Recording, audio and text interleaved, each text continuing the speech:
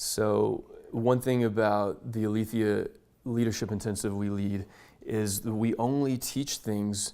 I mean, I think there's a lot of great teachings out there that I'm inspired by, but what I've loved about working with you is both of us have this kind of common sense assumption that we're only going to teach something that's really benefited our own lives and the people we care about.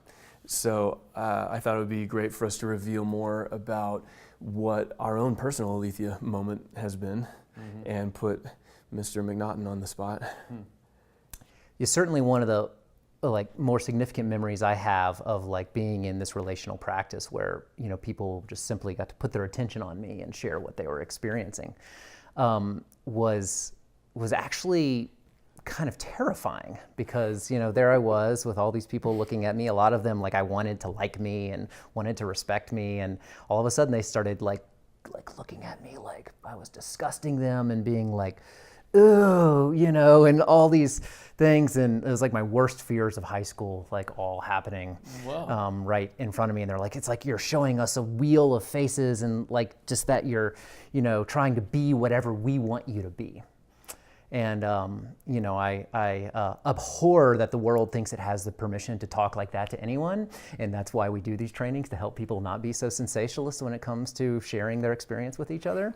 But the result for me was having the opportunity to see how so much of how I be is in relationship to how I perceive others want me to be.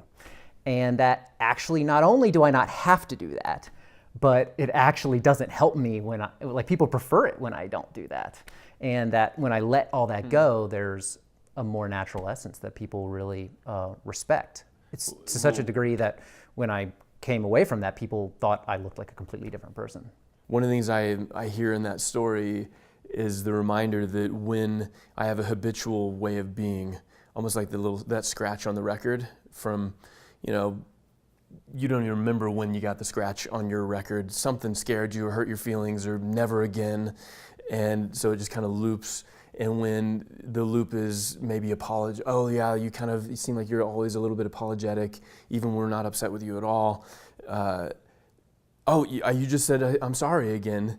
And the person is like, oh yeah, did I say I'm sorry again? I'm sorry. I can't. And they just can't not run their loop. When you are lovingly curious about that and welcoming it rather than thinking it should change or presuming we could change it, but just, wow, it's happening again, you just did it again, that kind of sealing off the exits experience does often lead to re-entry, the moment, footage of a shuttle coming back into the earth and then feeling more myself again, and then other people feeling more with you again. Yeah.